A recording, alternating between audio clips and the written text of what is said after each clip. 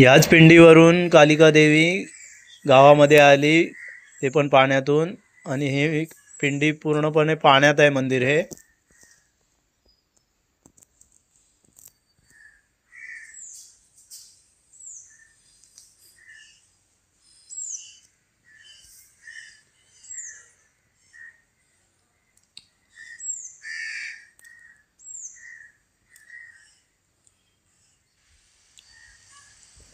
नमस्कार मित्रांनो, तुमचं स्वागत आहे फिश पॉइंट कोकण या यूट्यूब चॅनलवरती. आणि आज आपण आलो आहोत रामेश्वर मंदिर येथे. ही कमानी आहे रामेश्वर मंदिरची. आणि आतमध्ये जाऊन आपण बघणार आहोत रामेश्वर मंदिर, कालिका मंदिर आणि कालिका देवी कुठून उगम पावली, कशी आली, हे सगळं स्टोरी सांगणार आहे मी. तर चला जाऊया दर्शन घ्यायला आणि व्हिडिओ शेवटपर्यंत बघा. आजचा विषय इंटरेस्टिंग आहे. चला जाऊया.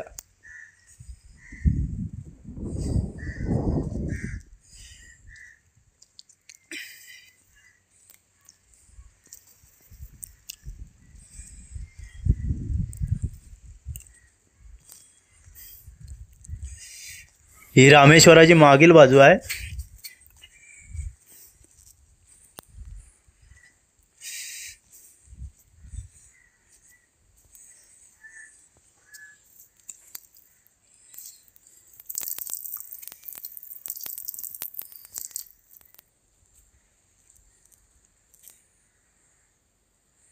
हा रामेश्वराचा मागचा दरवाजा आहे आणि त्याच्याच समोर ही विहीर आहे.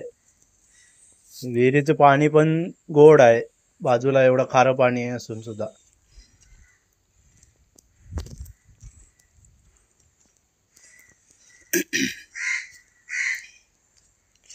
ही समोरच तुळस आहे आणि तुळशीला लागून बाजूला 2 दीपस्तंभ आहेत.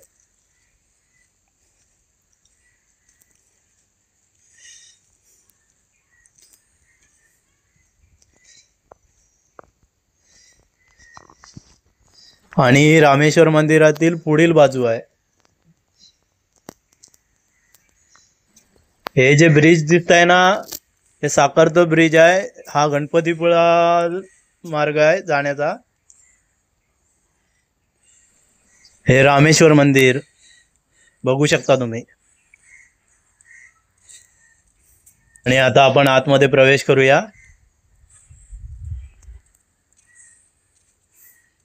मित्रांनो आहे ना, मंदिरात यायचं असेल तर एकांतातच यायचं. गर्दीत एवढं काय हे नाही, पण एकांतात वेगळाच अनुभव भेटतो दर्शन घेण्याचा.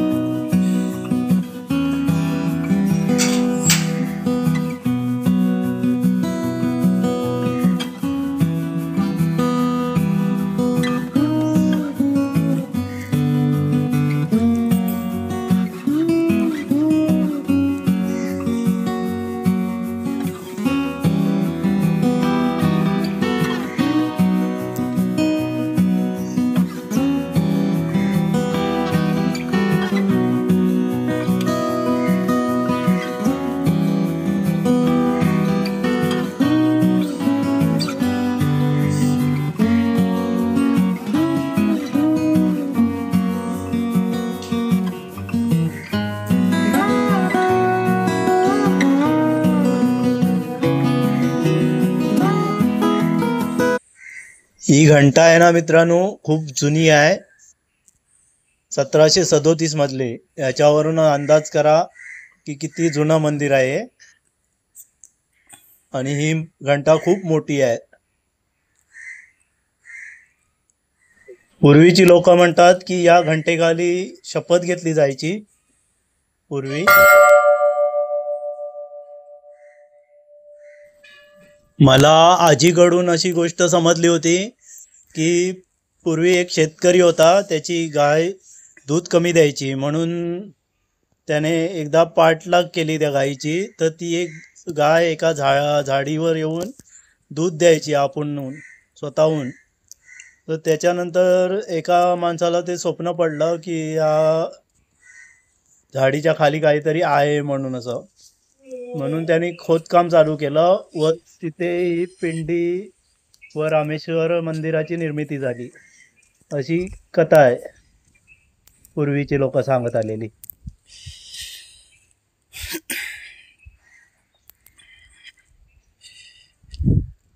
हा काळबादेवी खाडीतील सुंदर असा नजारा, आणि ह्याच्या विरुद्ध बाजूला समुद्र आहे, त्या बाजूला पलीकडे थोड्याच अंतरावर.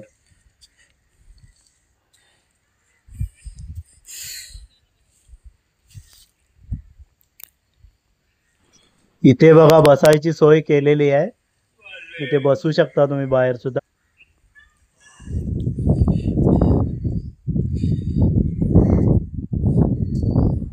आता जाणार आहोत आपण आई कालिकेच्या मंदिरात.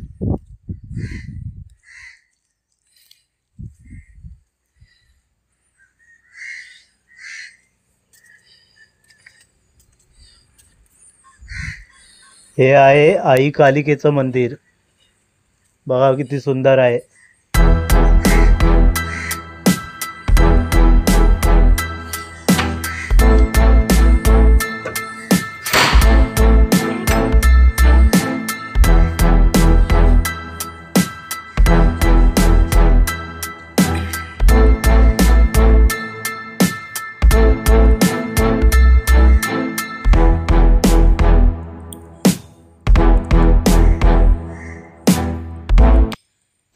ही आई कालिका माता या गावामध्ये कशी आली हे पुढे सांगणार आहे तुम्हाला.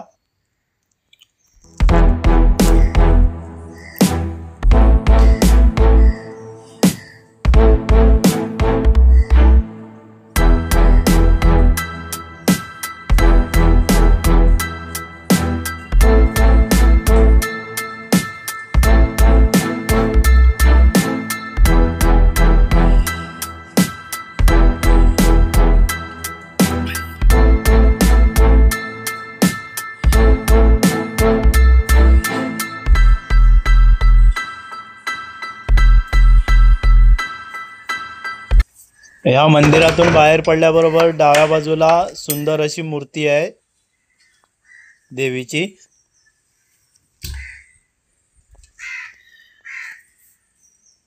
दर्शन घ्या.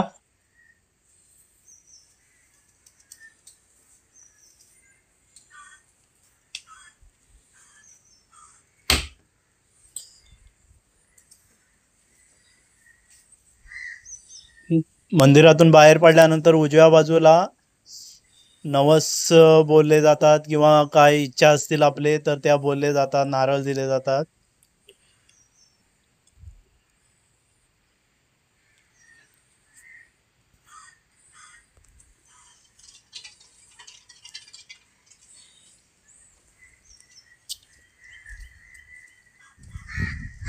हे छोटंसं मंदिर दिसतंय ते वारुळेच आहे, ते देवीने त्याचा अंत केला होता. हा जो दगड आहे हा 400 किलोचा आहे, तेव्हा हा उठवण्याची प्रथा असते. ही मंदिराची मागची बाजू आहे, आणि ते चौकोन दिसत आहे, त्याच्यात देवीचे जुने अवशेष आहेत सापडलेले.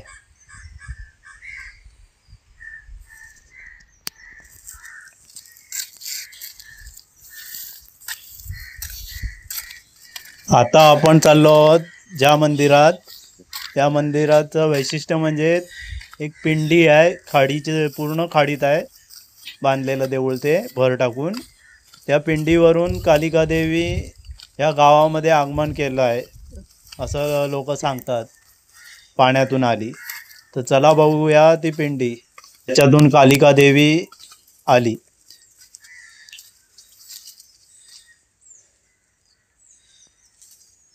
हे जे समोर मंदिर दिसतंय ना पाण्यात, तेच मंदिर आहे ते. इथे आलात तर अवश्य भेट द्या या मंदिराला सुद्धा.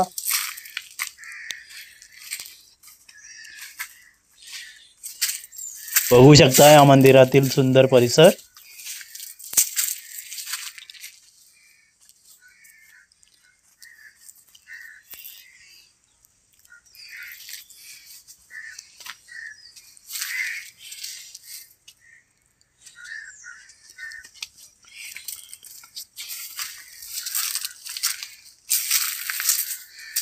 आता आपण आत जाऊया.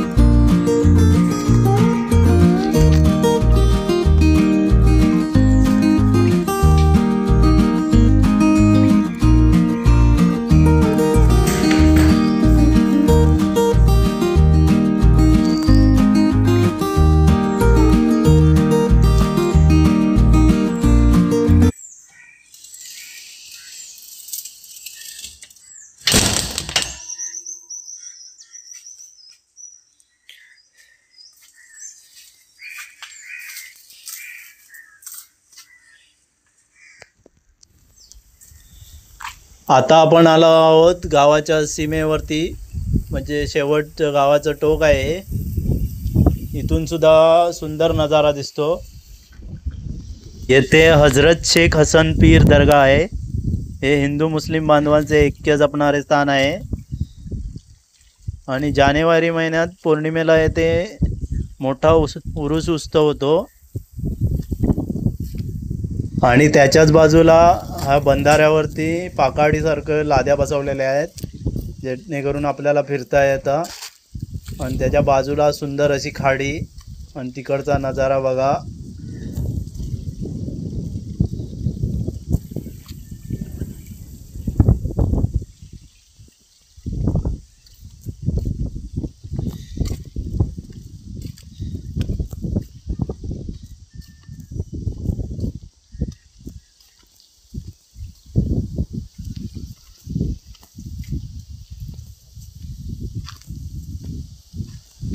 रत्नागिरीला आलात तर आमच्या काळबादेवी गावाला अवश्य भेट द्या.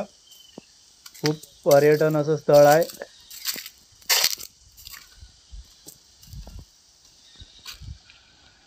समोर दिसतोय तो डोंगर मिऱ्या गावाचा आहे आणि जे समोर दिसतोय ते भारती शिपयार्ड कंपनी आहे. ती मध्ये बंद पडली होती आणि आता थोडी थोडी सुरू झाली आहे, पूर्ण अशी नाही. बोटी यायला नाही लागल्या आहेत.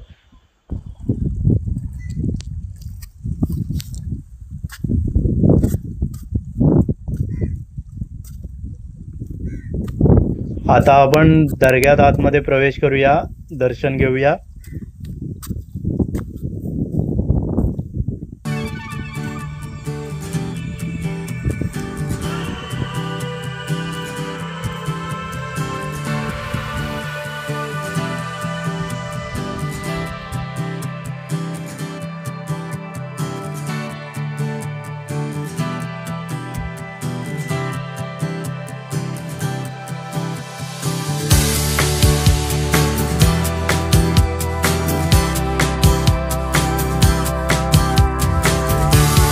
व्हिडिओ कसा वाटला कमेंटमध्ये नक्की कळवा.